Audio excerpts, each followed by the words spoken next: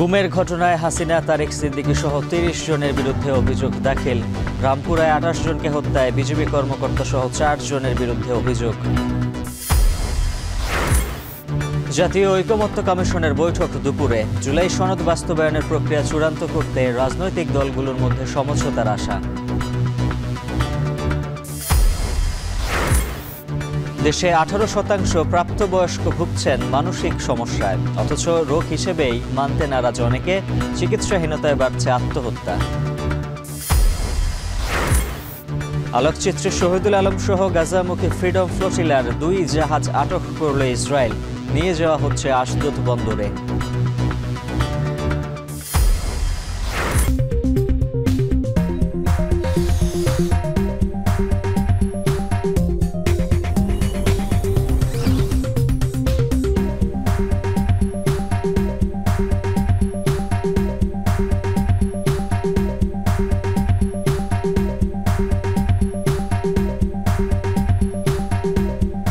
স্বাগত। এখন ঢাকায়, সঙ্গে আছে আমি উজ্জ্বল হাফিজ।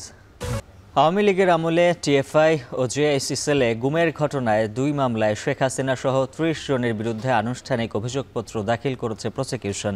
সকালে ট্রাইব্যুনালে তদন্ত প্রতিবেদন আনুষ্ঠানিকভাবে জমা দেওয়া হয়। শেখ হাসিনার নির্দেশেই বিরোধী মতের ব্যক্তিদের গুম করা হতো বলে উঠে এসেছে প্রতিবেদনে। সকালে ট্রাইব্যুনালে আসেন গুমের শিকার ক্ষতিগ্রস্ত ব্যক্তিরা। এছাড়া জুলাই আন্দোলনের সময় রামপুরায় গুলি করে 28 জনকে হত্যার অভিযোগে বিজেপি কর্মকর্তা রেদওয়ানুল সহ 4 জনের বিরুদ্ধে ট্রাইব্যুনালে প্রতিবেদন দাখিল করা হয়েছে। আসামিদের মধ্যে 2 জন সামরিক কর্মকর্তা ও 2 জন পুলিশের কর্মকর্তা রয়েছেন। এছাড়া শেখ হাসিনা সহ 3 জনের বিরুদ্ধে মানবতা বিরোধী অপরাধের মামলায় আজ সবশেষ সাক্ষীর জেরা চলছে বিচারপতি গোলাম মুর্তজা মজুমদারের নেতৃত্বাধীন ট্রাইব্যুনাল 1-এ। আজ আশুলিয়াতে 6 মরদেহ পোড়ানোর মামলায় সাক্ষ্য গ্রহণ চলছে ট্রাইব্যুনাল 2-এ।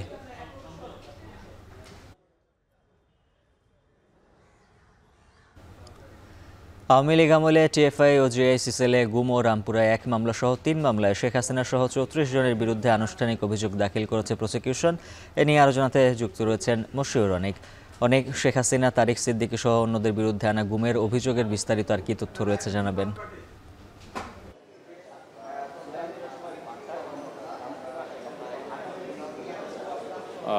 যেমনটা বলছিলেন উজ্জ্বল, আমি তার ধারাপ্রপাত ধরেই আসলে উল্লেখ করতে চাই। আসলে টিএফআই এর যে উল্লেখ করেছেন, টিএফআই সেল যেখানে আসলে আয়নাঘর কিংবা তৎসংলগ্ন যেই আমাদের কাছে জানা যে কনসেপ্ট, সেই কনসেপ্টের সঙ্গে কিন্তু বেশ অনেকটা মিলিত যায়। বিশেষ করে এই অভিযোগ কিন্তু গঠন করা হয়েছে 5টি অভিযোগের প্রেক্ষাপটে, যেখানে টিএফআইতে 5টি অভিযোগ করা হয়েছিল। এছাড়াও হচ্ছে জেআইসিতেও কিন্তু 5টি অভিযোগ ছিল এবং 5টি অভিযোগের প্রেক্ষিতে, অর্থাৎ দুটো গুমের ঘটনাতে সর্বমোট 10টি অভিযোগের প্রেক্ষিতেই কিন্তু আজকে আনুষ্ঠানিক যেই অভিযোগপত্র দাখিল করা হয়েছে আন্তর্জাতিক অপরাধ ট্রাইব্যুনাল থেকে। একটু সংশ্লিষ্ট তথ্য জানাতে চাই। আন্তর্জাতিক অপরাধ ট্রাইব্যুনালে যে সমস্ত তথ্যগুলো পাওয়া গেছে, সেই তথ্যগুলো, তদন্ত সংস্থার তথ্যগুলোতে থেকে দেখা গেছে যে আসলে এই ঘটনাগুলোর সাথে শেখ হাসিনা থেকে শুরু করে তারেক সিদ্দিকী এবং তার সংলগ্ন যে 30 জনের কথা বলা হচ্ছে, বিশেষ করে প্রথম যেই টিএফআই এর যে মামলা, সেখানে কিন্তু 17 জনের নামের কথা উল্লেখ আছে এবং সেই 17 জনের নামের মধ্যে উল্লেখযোগ্য নাম কিন্তু শেখ হাসিনা এবং পাশাপাশি তারেক সিদ্দিকী।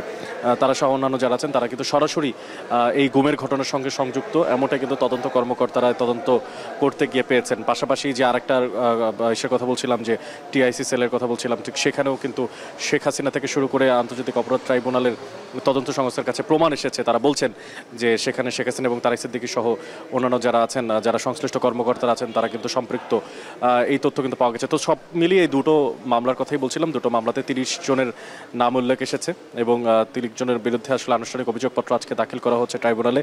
এরপরে যাচাই বাছাই হবে, এরপরে বিভিন্ন ধরনের আলোচনা হবে, এরপরে কোর্ট আসলে সিদ্ধান্ত নেবে তাদের বিরুদ্ধে ফর্মাল চার্জ গঠন করা হচ্ছে কিনা। সেই প্রেক্ষাপটের বাইরে গিয়ে রামপুরাতে যে সংশ্লিষ্ট জুলাই আগস্টের গণহত্যার কথা একটু জানিয়ে রাখতে চাই, একটু স্মরণ করাতে চাই। আসলে জুলাই আগস্টের সেই সময়টাতে রামপুরের এলোপাথারি গোলাগুলি হয়েছিল এবং সেখানে ছাত্র জনতা, মানুষ যারা সেখানে রাস্তায় নেমেছিলেন, তারা সবাই রক্তাক্ত হয়েছিলেন। বিশেষ করে বেশ কিছু সামরিক কর্মকর্তা এবং সামরিক বাহিনীর সদস্যদের গোলাগুলিতে। সেখানেই আসলে 4 জনের স্পেসিফিক নাম পাওয়া গেছে, যার মধ্যে একজনকে বলা হচ্ছেন বিজেপির একজন সাবেক কর্মকর্তা এবং তার পাশাপাশি আরও একজন বিজেপির সাবেক কর্মকর্তা এবং 2 জন পুলিশ সদস্যের কথাও কিন্তু আজকে যেই ফর্মাল চার্জশিট গঠন করার এক মুহূর্তে যেই প্রতিবেদনটা জমা দেওয়া হচ্ছে আন্তর্জাতিক অপরাধ ট্রাইব্যুনালের মাধ্যমে প্রসিকিউটরদের কাছে এবং প্রসিকিউটরদের মাধ্যমে হচ্ছে ট্রাইব্যুনালের সামনে আনুষ্ঠানিক অভিযোগপত্র, সেই অভিযোগপত্র কিন্তু পাওয়া গেছে।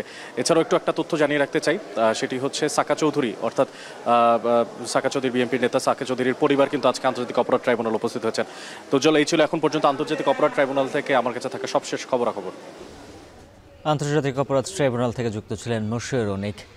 জুলাই সনদ বাস্তবায়নে গণভোট আয়োজনের বিষয়ে রাজনৈতিক দলগুলো একমত হলেও তা কখন এবং কিভাবে আয়োজন করা হবে সে বিষয়ে এখনও দলগুলোর মধ্যে মতবিরোধ বিরাজ করছে।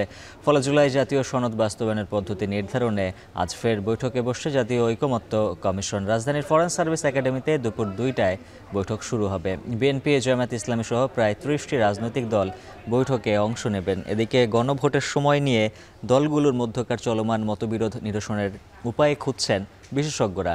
সনদ বাস্তবায়নের উপায় এবং রাজনৈতিক দলগুলোর সঙ্গে আলোচ্য বিষয়গুলো পর্যালোচনা করতে গতকাল দুপুরে বিশেষজ্ঞদের সঙ্গে ভার্চুয়ালি সভা করে কমিশন। এদিকে ঐকমত্য কমিশনের বর্ধিত মেয়াদ শেষ হবে আগামী 15 অক্টোবর।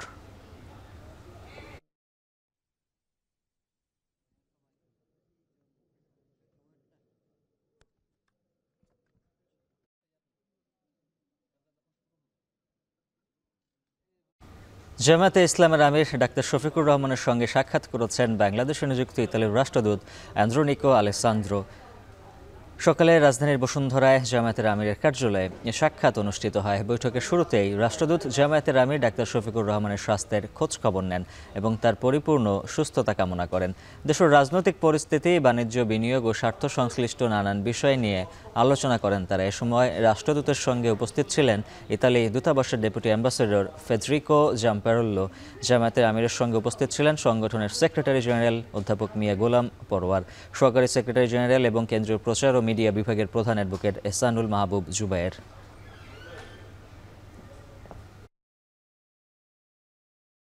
চট্টগ্রামের হাটহাজারীতে বিএনপি কর্মীকে গুলি করে হত্যার ঘটনার প্রায় 18 ঘন্টা পেরিয়ে গেলেও এখন পর্যন্ত মামলা দায়ের হয়নি। এছাড়া আটক হয়নি কেউই। এ নিয়ে বিস্তারিত জানাতে চট্টগ্রাম থেকে যুক্ত আছেন সহকর্মী ফাইসাল করিম। ফাইসাল, জানাবেন বিএনপি কর্মীকে হত্যার ঘটনায় এখন পর্যন্ত মামলা না হওয়ার কারণ কি বলছে আইন শৃঙ্খলা বাহিনী? আমরা পুলিশের সাথে এই বিষয়ে কথা বলেছিলাম উজ্জ্বল। তারা জানিয়েছেন আজকে নিহতের যে স্বজন আছে তারা মামলা দায়ের করতে পারেন এবং এই ব্যাপারে তারা আসলে যেটি বলেছেন যে প্রাথমিকভাবে যারা হত্যায় জড়িত ছিলেন এমন 3 জনকে শনাক্ত করতে পেরেছে পুলিশ। তবে তদন্তের স্বার্থে তাদের নাম পরিচয় এখনও প্রকাশ করছে না তারা। আশপাশের যে সিসিটিভি ফুটেজ এবং গতকাল ফেসবুকে ছড়িয়ে পড়া বেশ কিছু ফুটেজ দেখে এই 3 জনকে তারা শনাক্ত করেছে বলে জানিয়েছেন। এক্ষেত্রে তারা কি বিবাদমান যে দলটি আছে বিএনপির যে দুপক্ষ চট্টগ্রামের রাউজানে আধিপত্য নিয়ে দীর্ঘদিন ধরে সংঘর্ষ এবং বিরোধে লিপ্ত, সেই বিরোধী দলের কিনা তারা, সেই বিষয়টি তারা খতিয়ে দেখছেন। আরও নিশ্চিত হওয়ার বিষয় আছে। তবে যিনি নিহত হয়েছেন তিনি চট্টগ্রামের রাউজানের যিনি প্রভাবশালী নেতা গিয়াসউদ্দিন কাদের চৌধুরী, তার একজন অত্যন্ত আস্থাভাজন কর্মী ছিলেন বলে জানিয়েছেন এবং তিনি বিভিন্ন ব্যবসায় জড়িত ছিলেন। তার খামার ছিল, বালুর ব্যবসা ছিল। তো এবং পুলিশ যেটি ধারণা করছে যে মূলত বালুর মহালের আধিপত্য বিস্তার নিয়ে বিরোধী পক্ষের সাথে যে রাজনৈতিক বিরোধ ছিল সেটির প্রেক্ষিতে আসলে এই হত্যাকাণ্ডটি হতে পারে বলে তারা প্রাথমিকভাবে ধারণা করছেন। এছাড়া তার সামাজিক কিংবা পারিবারিক কোনো বিরোধের বিষয় ছিল কি না সেটিও কিন্তু পুলিশ খতিয়ে দেখছে এবং তার কোনো দলীয় পদ না থাকলেও তারা যেটি বলছেন যে রাউজানের বিএনপি নেতা তার গিয়াসউদ্দিন কাদের চৌধুরীর সাথে তার অত্যন্ত সুসম্পর্ক ছিল এবং বিভিন্ন সময় তাদের একসাথে দেখা গেছে বিভিন্ন ভিডিও ফুটেজ। তো এগুলো খতিয়ে দেখছেন। পাশাপাশি এই যে রাউজানের যেই চলমান পরিস্থিতি, অর্থাৎ রাউজানে কিন্তু গত 1 বছরে 13টি হত্যাকাণ্ড হয়েছে, যার মধ্যে 11টি হত্যাকাণ্ড রাজনৈতিক এবং এর মধ্যে যেটি হয়েছে যে প্রায় শতাধিকবার বিএনপির 2টি বিবাদমান পক্ষ বেশ কয়েকবার সংঘর্ষে লিপ্ত হয়। গত জুলাইও আমরা দেখেছি যে একটি সংঘর্ষের ঘটনা ঘটেছিল দুই পক্ষের মধ্যে। একেবারে সিনেম্যাটিক স্টাইলে আমরা দেখেছি যে সংঘর্ষগুলো হয়েছে। যেই সংঘর্ষের একটিতে বিএনপির চেয়ারপারসনের উপদেষ্টা গোলাম আকবর খন্দকার তিনিও কিন্তু গুলিবিদ্ধ হয়েছিলেন। এবং রাউজান আসলে একটি উত্তপ্ত জনপদ, যেই জনপদে আসলে এই ধরনের ঘটনাগুলো নিয়মিত ঘটছে। সাধারণ মানুষ আতঙ্কিত এবং পুলিশ বলছে যে এই ধরনের ঘটনাগুলো কমানোর জন্য তারা বেশ কয়েকজন নেতাকর্মীকেও গ্রেপ্তার করেছেন, কিন্তু এই ধরনের যে পরিস্থিতিগুলো সেগুলো থামানো যাচ্ছে না, যেহেতু বিবাদমান দুটি পক্ষই সেখানে আধিপত্য নিতে চাচ্ছে। তো আপাতত এই ছিল আমার কাছে এই ঘটনার প্রেক্ষিতে সবশেষ। ফয়সাল করিম জানাচ্ছিলেন চট্টগ্রাম থেকে বিএনপি নেতা হত্যার বিষয়ে সবশেষ খবর। দেশের প্রায় 18% প্রাপ্তবয়স্ক মানুষ কোনো না কোনোভাবে মানসিকভাবে বিকারগ্রস্ত। ক্যারিয়ার নিয়ে হতাশা, পারিবারিক চাপ, প্রেম ঘটিত সমস্যা ও অর্থনৈতিক অনিশ্চয়তা প্রধান কারণ, যা রূপ নিচ্ছে আত্মহত্যায়। এই তালিকায় সাংবাদিকদের সংখ্যাও উল্লেখযোগ্য। দেশে বর্তমানে 2000 মানসিক রোগ বিশেষজ্ঞ দিয়ে চলছে 18 কোটি মানুষের সেবা কার্যক্রম। রিপন হাসানের ক্যামেরায় আরও জানাচ্ছেন বাইজিদ সাদ।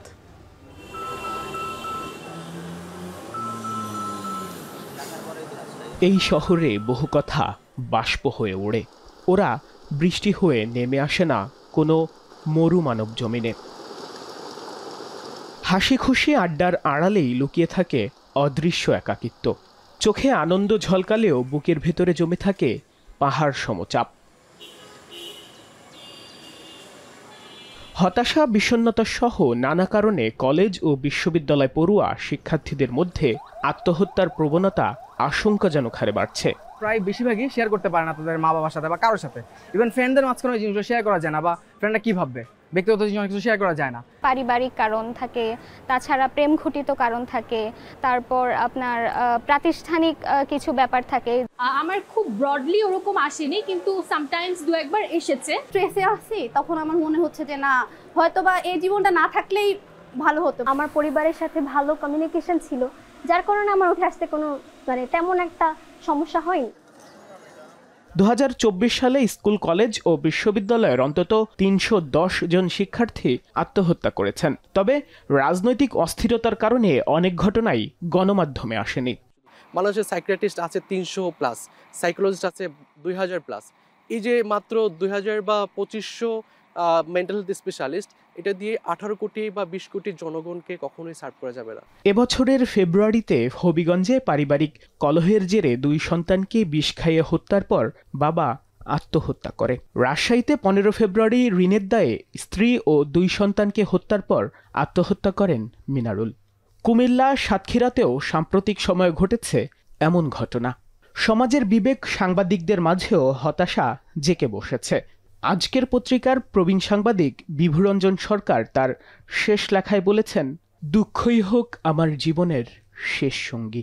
গত এক যুগে বাংলাদেশে কমপক্ষে 8 থেকে 9 জন সাংবাদিক ও বুদ্ধিজীবী পরিবারের সদস্যদের আত্মহননের খবর নথিভুক্ত হয়েছে।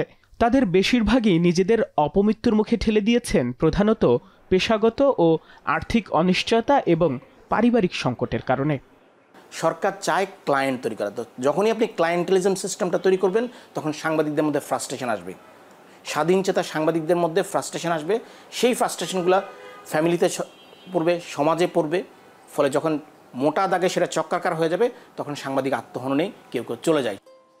দেশে মানসিক স্বাস্থ্য সমস্যার রোগী সার্বিক স্বাস্থ্য খাতের 13 থেকে 14%, অথচ এর বিপরীতে বাজেট মাত্র 0.5%। পরিবারের সহযোগিতা প্রথমে যেরকম গুরুত্বপূর্ণ, একই সাথে আমরা যে কমিউনিটিতে আছি সেই কমিউনিটির মধ্যে আমাদের অ্যাটাচমেন্টটা দরকার। কিন্তু এই দুটোই সম্ভব হবে যদি রাষ্ট্রেও যদি স্থিতিশীলতা থাকে খুব সুন্দরভাবে, সেটাও কিন্তু আমাদেরকে জীবনে একটা সুন্দর লক্ষ্যে পৌঁছতে হেল্প করবে। এক অজানা আর অদৃশ্য যন্ত্রণার মাঝে হাঁটতে হাঁটতে অনেকেই হারিয়ে ফেলে বেঁচে থাকার ইচ্ছেটুকু। কেউ ছুঁতে চায়, কেউ বা ছুঁয়ে ফেলে মেঘমালা। এই শেষ মুহূর্তে একটি সহানুভূতির হাত, একটু খোলামেলা আলাপ আর কাছের মানুষের পাশে থাকাই পারে জীবনের আশা খুঁজে দিতে। বাইজিদ সাদ, এখন, ঢাকা। সময় যত ঘনিয়ে আসছে ততই জমজমাট হয়ে উঠেছে রাজশাহী বিশ্ববিদ্যালয় ও চট্টগ্রাম বিশ্ববিদ্যালয় ছাত্র সংসদ নির্বাচনের প্রচারণা। প্রার্থীরা দিচ্ছেন নানা প্রতিশ্রুতি, তবে রয়েছে আচরণবিধি লঙ্ঘনের অভিযোগ। এ বিষয়ে বিস্তারিত জানাতে রাজশাহী থেকে যুক্ত আছেন রাকিবুল হাসান ও চট্টগ্রাম থেকে শোয়েব রহমান। শুরুতেই রাজশাহীর কাছে রাকিবুল হাসানের কাছে যেতে চাই। রাকিব, দেখতেই পাচ্ছি অনেকেই ব্যালট পেপার নিয়ে বসে রয়েছেন। প্রার্থীরা কি প্রতিশ্রুতি দিচ্ছেন এবং ক্যাম্পাসে প্রচারণা কেমন দেখছেন?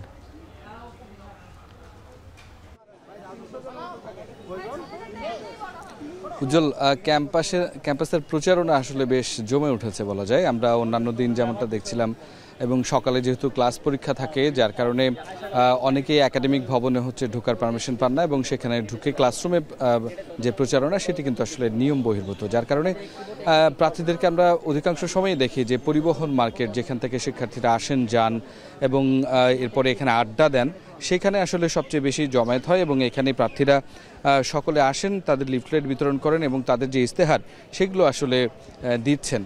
এখানে আমরা যেটি লক্ষ্য করছি প্রত্যেকটি প্রার্থী বলার চেষ্টা করছেন যে দীর্ঘ সময় পর যেহেতু রাষ্ট্র নির্বাচন হচ্ছে, এই নির্বাচনে আসলে তারা বিগত সময়ে রাজশাহী বিশ্ববিদ্যালয়ের শিক্ষার্থীদের কোন কোন সমস্যাগুলো দেখেছেন সেগুলো যেমন তুলে এনেছেন এবং একই সাথে শিক্ষার্থীদের সাথে কথা বলেছেন এবং শিক্ষার্থীরা কি চায় সেই বিষয়টি তাদের সামনে উপস্থাপন করছেন। এতে আমরা যেমন আসলে অফলাইনে দেখছি এভাবে আড্ডার জায়গায় বসে এইভাবে ছোট ছোট কিন্তু সমাবেত করে কিন্তু তারা যেমন বলছেন, অন্যদিকে আমরা অনলাইনেও কিন্তু প্রচারণা দেখছি এবং সেখানে ইস্তেহার সহ তারা কি করবেন সেই বিষয়গুলোর বিস্তারিত ব্যাখ্যায় আসলে প্রার্থীরা দিচ্ছেন।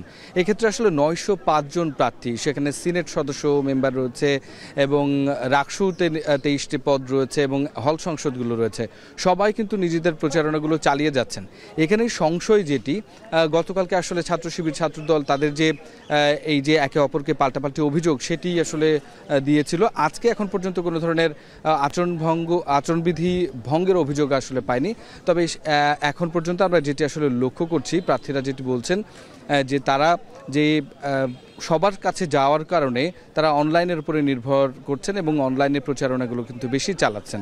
তো সেক্ষেত্রে এখন পর্যন্ত উজ্জ্বল যেটি দেখা যাচ্ছে খুব সুষ্ঠু পরিবেশেই কিন্তু রাজশাহী বিশ্ববিদ্যালয়ের এই যে রাষ্ট্র নির্বাচনের প্রচারণা সেটি চলছে এবং প্রার্থীরা বলছেন যে যেহেতু এখনও 6টি দিন তাদের হাতে রয়েছে সেটির পূর্ণাঙ্গ ব্যবহার তারা করতে চান এবং এই প্রচারণা চালিয়ে যেতে চান এবং সেটি তারা করছেন। তো এই ছিল রাজশাহী বিশ্ববিদ্যালয় থেকে আমার কাছে সর্বশেষ খবর। উজ্জ্বল। রাকিবুল হাসান যুক্ত ছিলেন, জানাচ্ছিলেন রাজশাহী বিশ্ববিদ্যালয়ের নির্বাচনের খবর। এবং রাজশাহী বিশ্ববিদ্যালয়ের একদিন আগে অনুষ্ঠিত হবে চট্টগ্রাম বিশ্ববিদ্যালয়ের ছাত্র সংসদ নির্বাচন, সেই খবর জানবো সহকর্মী শোয়েব রহমান আমাদের সঙ্গে যুক্ত হবেন ক্যাম্পাস থেকে। শোয়েব, জানাবেন ক্যাম্পাসে প্রচারণা কতটা জমলার, কি কি প্রতিশ্রুতি দিচ্ছেন প্রার্থীরা? উজ্জ্বল, প্রচারণা আজ কিন্তু বেশ ভালোই জমে উঠেছে। পূজার ছুটির পরে আজকে 4র্থ দিনের মতো প্রচারণা চলছে এবং শুরুতে আমরা কিছুটা ঢিমেঢালা ভাব দেখলেও আজকে কিন্তু দেখছি যে একেবারে সকাল থেকে প্রার্থীরা মাঠে নেমে পড়েছেন এবং সকাল থেকে বিভিন্ন অনুষদ, বিশ্ববিদ্যালয়ের রেল স্টেশন, সেই সাথে ঝুপড়ি যেগুলো রয়েছে সেই সকল জায়গাতে কিন্তু প্রার্থীদের পদচারণায় মুখর হয়ে উঠেছে এবং প্রার্থীরা তাদের যে লিফলেট সেই লিফলেট বিতরণ করছেন, একই সাথে ব্যালট নম্বর মনে করিয়ে দেওয়ার সাথে সাথে তারা তাদের যে প্রতিশ্রুতিগুলো সেগুলো দিচ্ছেন। এবং সেই জায়গা থেকে আমরা যেটি দেখেছি যে চট্টগ্রাম বিশ্ববিদ্যালয়ের প্রধান যে সমস্যাগুলো রয়েছে বিশেষ করে আবাসন এবং সেই সাথে যাতায়াতের সমস্যা, এই সমস্যাগুলোকে মাথায় রেখে কিন্তু প্রার্থীরা তাদের ইস্তেহারগুলো তুলে ধরছেন শিক্ষার্থীদের সামনে বা ভোটারদের সামনে এবং সেগুলো সমাধানে কে কীভাবে কাজ করবেন, তাদের কী পরিকল্পনা, সেই পরিকল্পনাগুলো মূলত তারা কিন্তু তুলে ধরছেন।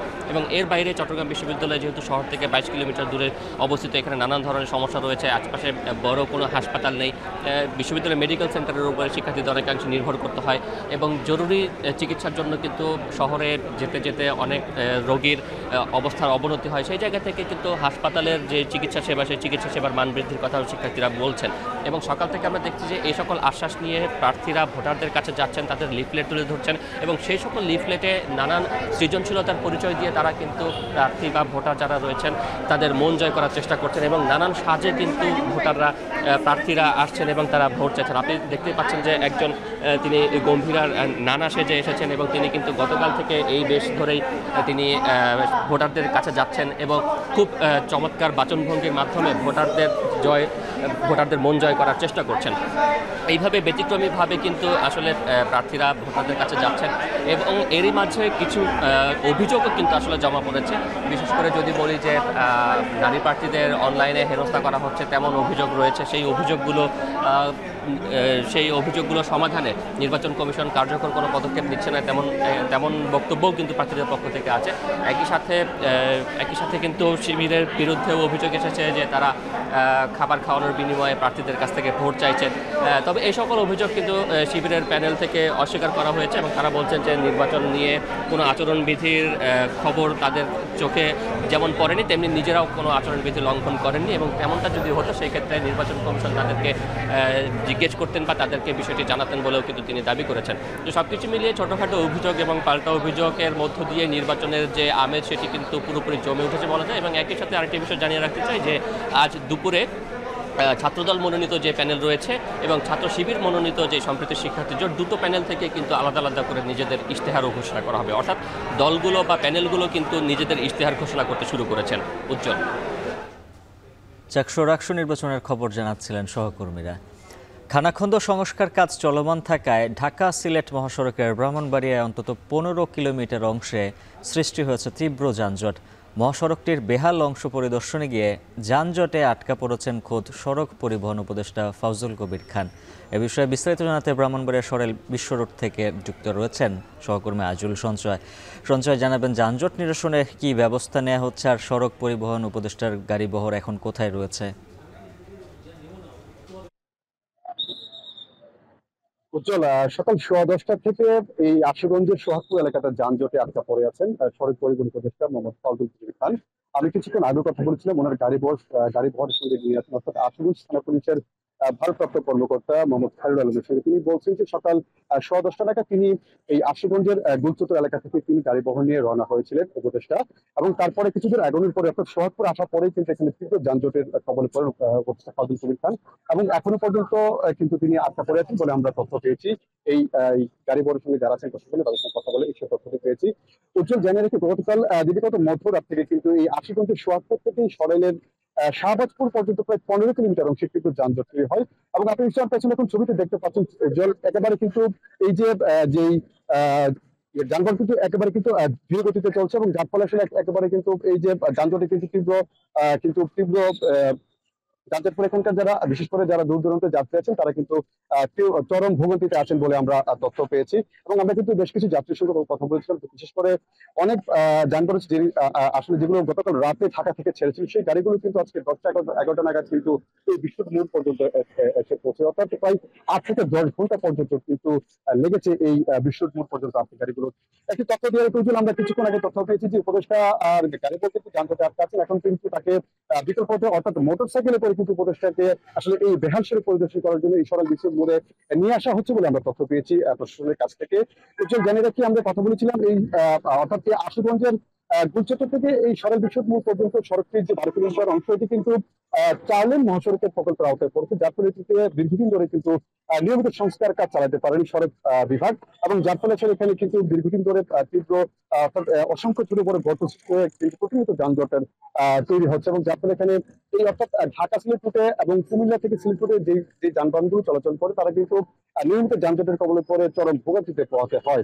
তবে এই যে এই প্রকল্পটির ব্যবস্থাপক একজন আছেন, তার নাম মুস্তাকুর রহমান ভুঁইয়া, তিনি আমাদেরকে জানিয়েছেন যে তারা ইতিমধ্যে এই যে যেহেতু গুলচত্বর অর্থাৎ আশুগঞ্জ গুলচত্বর এবং সরেল বিশ্ব মোড়ের যে গুলচত্বর আছে, এই দুই চত্বরেই সবচেয়ে বেশি খানাখন্দ, সেগুলো আসলে তারা সংস্কার করে কিন্তু অস্থায়ীভাবে তারা সংস্কার করে এটি আসলে যান চলাচল উপযোগী করে, অর্থাৎ যানজট যেন কিছুটা কম বা সহনীয় পর্যায়ে চলে আসে সেটির জন্য তারা সংস্কার কাজ চালাচ্ছেন। তারা গত 3 দিন ধরে এই সংস্কার কাজটি চালাচ্ছে। তবে তিনি কিন্তু বলছেন যে তারা এই আপাতত এই সংস্কারটি শেষ করার পরে তারা খুব দ্রুতই তারা এই সড়কের যে বাকি অংশের যে নির্মাণ কাজ বাকি আছে সেটি কিন্তু তারা শুরু করতে পারবেন। তো উজ্জ্বল, আমার কাছে এই ছিল এই সরেল আশুগঞ্জের এই যে যানজটের যে খবর সেই সংক্রান্ত সবশেষ খবর। ব্রাহ্মণবাড়িয়া থেকে যানজটের খবর জানাচ্ছিলেন সহকর্মী আজিজুল সঞ্চয়। প্রায় 4.5 ঘন্টা পর চট্টগ্রাম খাগড়াছড়ি রাঙামাটি মহাসড়কের অবরোধ প্রত্যাহার করেছে হেফাজত ইসলামের নেতাকর্মীরা। এর আগে গতকাল বাস চাপায় দলটির কেন্দ্রীয় নেতা সোহেল চৌধুরীকে পরিকল্পিত হত্যার অভিযোগ তুলে সকাল থেকেই মহাসড়ক অবরোধ করেন হেফাজতের নেতাকর্মীরা। অবরোধের কারণে মহাসড়কটিতে যান চলাচল পুরোপুরি বন্ধ হয়ে যায়, দুই পাশে আটকা পড়ে শতাধিক যান। এ সময় দোষীদের বিচারের দাবিতে স্লোগান দেন নেতাকর্মীরা। হঠাৎ করে মহাসড়ক অবরোধ করার কারণে চরম দুর্ভোগে পড়েন সাধারণ মানুষ ও যাত্রীরা। পরে ক্ষতিপূরণ ও সুষ্ঠু বিচারের আশ্বাসে অবরোধ তুলে নেওয়া হয়। নিহত সোহেল চৌধুরী হেফাজত ইসলাম বাংলাদেশের কেন্দ্রীয় নেতা ও কচুখাইন আহমদিয়া আল ইসলামিয়া আল হিকমা মাদ্রাসার সাবেক পরিচালক।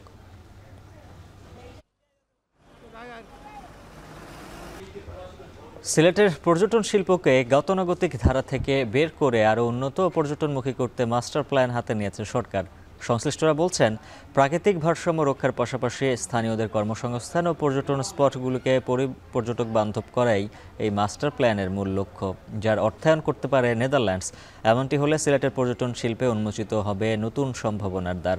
গুলজার আহমেদের প্রতিবেদন, ছবি তুলেছেন সেলিম মিয়া।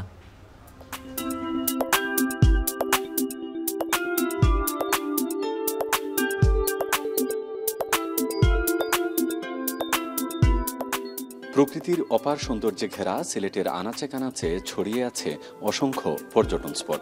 দেশের বিভিন্ন প্রান্ত থেকে প্রতিদিনই হাজারো ভ্রমণ পিপাসু ছুটে আসেন এসব অনিন্দ্য সুন্দর স্থানগুলো ঘুরে দেখতে। তবে সাদাপাথর কাণ্ডের পর পর্যটন খাতের নিরাপত্তা ও টেকসই উন্নয়ন নিয়ে নতুন করে প্রশ্ন ওঠে। দীর্ঘদিন ধরেই সিলেটের পর্যটন স্পটগুলোকে ইকো ফ্রেন্ডলি করার দাবি জানিয়ে আসছিলেন সিলেটবাসী। অবশেষে সেই দাবি পূরণের পথে বড় পদক্ষেপ নিয়েছে সরকার। জেলা প্রশাসন জানায়, বিছানাকান্দি, সাদাপাথর, জাফলং, উৎনছড়া, লালাখাল, রাতারগুল সহ জেলার 6টি পর্যটন স্পট ও এর পরিবেশ রক্ষায় মাস্টার প্ল্যান করা হয়েছে। বিছনাকান্দি, রাতারগুল সহ এখানে আমাদের সিলেটে যে টুরিস্ট স্পটগুলো আছে, এই স্পটগুলোকে কেমনে আরও সাস্টেনেবল ওয়েতে একটা বড় ধরনের ইকো ট্যুরিজম স্পট করা যায়, সেই জন্য এটা কাজ চলছে, প্ল্যানিং চলছে এটা। তো আমরা আশা করছি এইটার মাধ্যমে যখন এটা নেদারল্যান্ড গভর্নমেন্ট আমরা আশা করছি ফান্ডিং করবে। সরকারের এই উদ্যোগে আশাবাদী সিলেটের পর্যটন ব্যবসায়ী ও সংশ্লিষ্টরা। তবে প্রকল্প বাস্তবায়নে দীর্ঘ সূত্রিতা যেন না হয়, সেদিকেও নজর দেওয়ার পরামর্শ তাদের। সাদাপাথর নিয়ে একটা মাস্টার প্ল্যান ছিল, এটার কিছু কাজের উদ্বোধনও হয়েছিল। আনফর্চুনেটলি এটার কোনো দৃশ্যমান অগ্রগতি আমরা এখনো দেখিনি। তো এখন আবার শুনলাম যে আরেকটা মাস্টার প্ল্যান আসছে 6টা স্পট নিয়ে। তো যেটাই করা হোক, প্রপার প্ল্যান করে দ্রুত সময়ের মধ্যে এগুলা করা প্রয়োজন। ইতিমধ্যে এই মাস্টার প্ল্যানের সম্ভাব্যতা যাচাইয়ের অংশ হিসেবে সাদাপাথর এলাকা পরিদর্শন করেছে সরকারের বিভিন্ন দপ্তরের কর্মকর্তা এবং পরিবেশ ও স্থাপত্য বিশেষজ্ঞদের সমন্বয়ে গঠিত 13 সদস্যের কমিটি। এ সময় পর্যটন খাতকে আরও আধুনিক ও পরিবেশ বান্ধব করার নানান পরিকল্পনার কথা জানান কমিটির সদস্যরা। ছুটির দিনে কতজন ট্যুরিস্ট আসবেন তার জন্য কোথাও একটা গেট থাকতে হবে, যে একটা মাত্র গেট দিয়ে লোকজন আসবে, বড় গেট, অনেক গেটের লোকজন থাকবেন। যদি টিকিটের ব্যবস্থা সরকার করতে চায়, 2 পয়সা আর্ন করতে চায়, নো প্রবলেম ইন ইট, কিন্তু সেটা বলে দিতে হবে। এবং সেইখানেই যেখানে এই ব্যারিয়ারটা থাকবে, প্লাস্টিক নিয়ে কেউ ভিতরে ঢুকতে পারবে না। সিলেটের জন্য বহুদিনের একটা স্বপ্ন ছিল 6টা-7টা খাল, শুধু এটা না, this not the single spot, আমরা পুরো এলাকা নিয়ে একটা মাস্টার প্ল্যান করা, প্রতিটা খালে যেন টুরিস্টরা যেতে পারে, বাংলাদেশ যেন সারা বিশ্বে এত সুন্দর ল্যান্ডস্কেপ দেখতে পারে। একই সঙ্গে প্রকল্প বাস্তবায়নে নেদারল্যান্ডস সরকারের সম্ভাব্য অর্থায়নের কথাও উল্লেখ করেন মাস্টার প্ল্যান সমন্বয় কমিটির সভাপতি। সিলেট হলো যে একটি আমাদের পর্যটন হাব, সেই পর্যটন হাবকে কীভাবে সমন্বিতভাবে একটা পৃথিবীর জন্য সবার জন্য বোধগম্য এবং সহজগম্য করতে পারি, এবং পর্যটনের যে সমস্ত সুবিধাগুলো প্রয়োজন সেগুলো আমরা এখানে স্থাপন করতে পারি। পর্যটন সংশ্লিষ্টরা বলছেন, সিলেটের 6টি পর্যটন স্পটকে কেন্দ্র করে সরকারের যে মাস্টার প্ল্যান তার বাস্তবায়িত হলে বদলে যাবে পুরো সিলেট অঞ্চলের অর্থনীতি ও পর্যটনের বর্তমান চিত্র। গুলজার আহমেদ, এখন সিলেট। বন্যাপ্রবণ অঞ্চলে বাংলাদেশের ভাসমান স্কুলের মডেল নজর কেড়েছে বিশ্বব্যাপী। নাইজেরিয়া, ফিলিপিন্স, কম্বোডিয়া সহ বেশ কয়েকটি দেশে চালু রয়েছে মডেলটি। নৌকার ভেতরেই গড়ে তোলা হয়েছে স্কুল।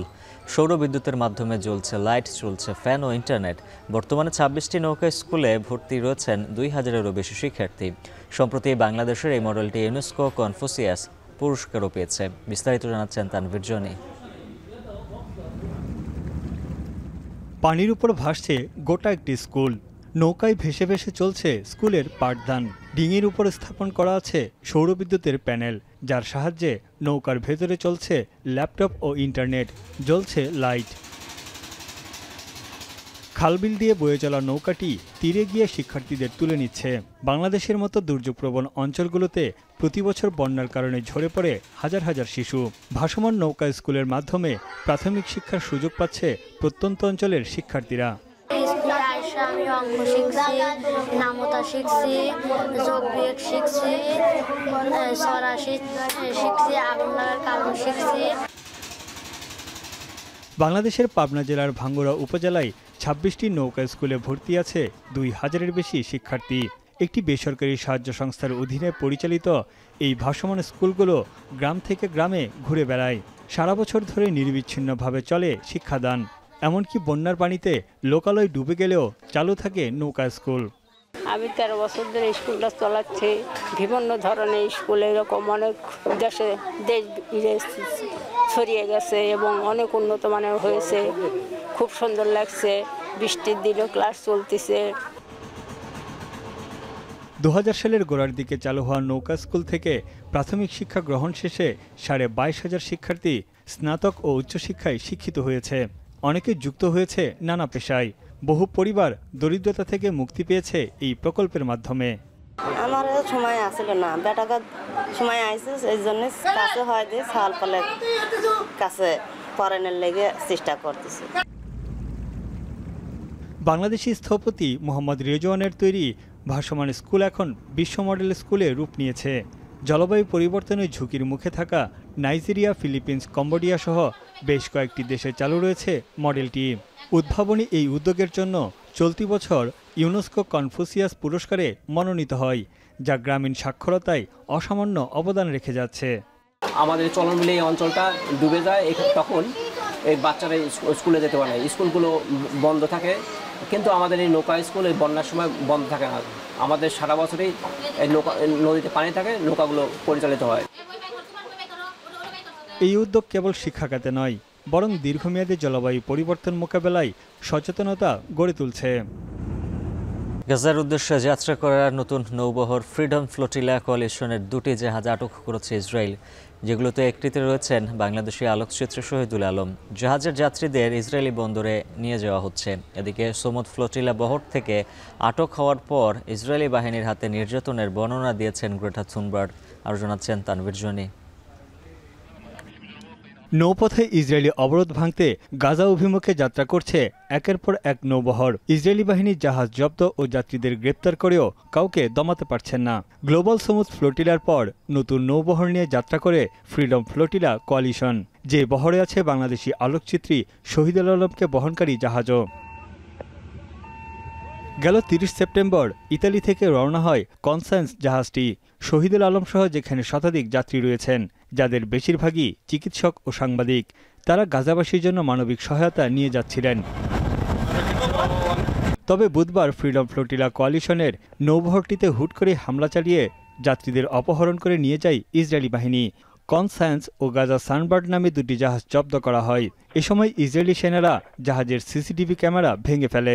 এক্স বার্তায় ইসরায়েলি পররাষ্ট্র মন্ত্রণালয় জানায়, যাত্রীরা সবাই নিরাপদে আছেন। তাদের সবাইকে ইসরায়েলের একটি বন্দরে নিয়ে যাওয়া হয়েছে। সেখান থেকে তাদের নিজ নিজ দেশে ফেরত পাঠানো হবে। এদিকে বাংলাদেশের আলোকচিত্রী শহীদুল আলম ফেসবুকে এক ভিডিও বার্তায় দাবি করেন, ইসরায়েলি বাহিনী তাকে অপহরণ করেছে। ফিলিস্তিনিদের স্বাধীনতায় লড়াই চালিয়ে যেতে বিশ্ব সম্প্রদায়ের প্রতি আহ্বান জানান তিনি। I'm Shahidul Alam, a photographer and writer from Bangladesh. If you're seeing this video, we've been intercepted at sea and are being kidnapped by the occupation forces of Israel, the country conducting genocide in Gaza with the active collaboration and assistance of the USA and other Western powers. I appeal to all my comrades and friends to continue fighting for the freedom of Palestine. এদিকে চলতি সপ্তাহেই সমুদ ফ্লোটিলার 40টির বেশি জাহাজসহ প্রায় 500 মানবাধিকার কর্মীকে আটক করে Israeli বাহিনী, যেখানে ছিলেন সুইডিশ পরিবেশ কর্মী গ্রেটা থুনবার্গ। তানভীর জনি, এখন বিশ্ব। ট্রাম্পের যুদ্ধবিরতি প্রস্তাবনা অনুযায়ী শান্তি চুক্তিতে পৌঁছানোর লক্ষ্যে মিশরে শেষ হচ্ছে হামাস ও ইসরায়েলের মধ্যকার দ্বিতীয় দিনের আলোচনা। গাজা থেকে সম্পূর্ণ ইসরায়েলি সেনা প্রত্যাহারের দাবি জানিয়েছে হামাস। এদিকে বুধবারের আলোচনায় যোগ দেবেন যুক্তরাষ্ট্র, কাতার ও তুরস্কের প্রতিনিধি দল। অন্যদিকে গাজা শান্তি চুক্তি কার্যকরের বিষয়ে ফের আশাবাদ পুনর্ব্যক্ত করেছেন মার্কিন প্রেসিডেন্ট ডোনাল্ড ট্রাম্প। অর্ণব প্রসাদ জানাচ্ছেন বিস্তারিত। 2 বছর পেরিয়ে 3 বছরে পা রাখল গাজা সংঘাত। এরই মধ্যে ইসরায়েলি হামলায় ধ্বংসস্তূপে পরিণত গাজা নগরী। প্রাণ ঝরেছে 67,000-এরও বেশি ফিলিস্তিনির। এ অবস্থায় যখন জোরালো হচ্ছে গাজা গণহত্যা বন্ধের আহ্বান, ঠিক তখনই যুদ্ধবিরতি নিয়ে আবারও আলোচনার টেবিলে হামাস ও ইসরায়েল। মিশরের শার্ম এল শেখ শহরে দ্বিতীয় দিনের মতো বৈঠক করে দুই পক্ষ। মিশরের রাষ্ট্রীয় সংবাদ মাধ্যমে এক সাক্ষাৎকারে হামাসের প্রতিনিধিত্বকারী খলিল আল হায়া যুদ্ধবন্ধে তাদের দাবিগুলো উত্থাপন করেন। জানান, গাজা থেকে সব ইসরায়েলি সৈন্য প্রত্যাহার ও উপত্যকাটিতে কোনো বাধা ছাড়া ত্রাণ প্রবেশের দাবি জানিয়েছে গোষ্ঠীটি। এছাড়া ইসরায়েলি কারাগারে বন্দী সব ফিলিস্তিনিদের মুক্তির বিনিময়ে জীবিত ও মৃত ইসরায়েলি সৈন্যদের মুক্তি দিতে প্রস্তুত হামাস। ইসরায়েল যাতে যুদ্ধবিরতি ভেঙে গাজায় পুনরায় হামলা চালাতে না পারে সেজন্য যুক্তরাষ্ট্রসহ মধ্যস্থতাকারী পক্ষগুলোর প্রতিশ্রুতিও চায় হামাস। তবে হামাসের দাবিগুলোর সঙ্গে ট্রাম্পের শান্তি পরিকল্পনার পার্থক্য রয়েছে, কেননা ট্রাম্পের পরিকল্পনায় ইসরায়েলি সেনা প্রত্যাহারের বিষয়টি অস্পষ্ট। ট্রাম্পের পরিকল্পনায় সৈন্য প্রত্যাহারের কোনো নির্দিষ্ট সময়সীমা নেই। তবে গাজা শান্তি চুক্তির বিষয়ে আবারও আশার কথা শোনালেন মার্কিন president. We are very close to making a deal on the Middle East that will bring peace to the Middle East. After all of these years of millions and millions, tens of millions of people being killed, there's a chance to bring peace to the Middle East. অন্যদিকে 2 দিনের আলোচনায় অগ্রগতি এসেছে বলে জানিয়েছে ইসরায়েলের প্রধানমন্ত্রীর কার্যালয়। তবে হামাস যে কোনো সময় আলোচনা ভেস্তে দিতে পারে বলেও শঙ্কা তাদের। বুধবার নেতানিয়াহুর ঘনিষ্ঠ ইসরায়েলি কৌশলগত বিষয়ক মন্ত্রী রন ডারমার আলোচনায় অংশ নিতে মিশরে যাচ্ছেন। যুদ্ধবিরতি আলোচনায় অংশ নিতে মিশরে যাচ্ছেন ডোনাল্ড ট্রাম্পের বিশেষ দূত স্টিভ উইটকফ সহ মার্কিন প্রতিনিধি দল। বুধবার হামাস ও ইসরায়েলি প্রতিনিধি দলের সঙ্গে বৈঠকে বসবেন তারা। এছাড়া বৈঠকে উপস্থিত থাকবেন কাতারের প্রধানমন্ত্রী শেখ মোহাম্মদ বিন আল থানি ও তুর্কির জাতীয় গোয়েন্দা সংস্থার প্রধান। অর্ণব প্রসাদ, এখন বিশ্ব। আর এই ছিল এখন ঢাকার আয়োজনে। এখন টেলিভিশন ওয়েবসাইটে দেখুন এখন.tv, ফেসবুকে দেখুন facebook.com/tv.এখন, সরাসরি ইউটিউবে দেখতে ভিজিট করুন youtube.com/c/echontv।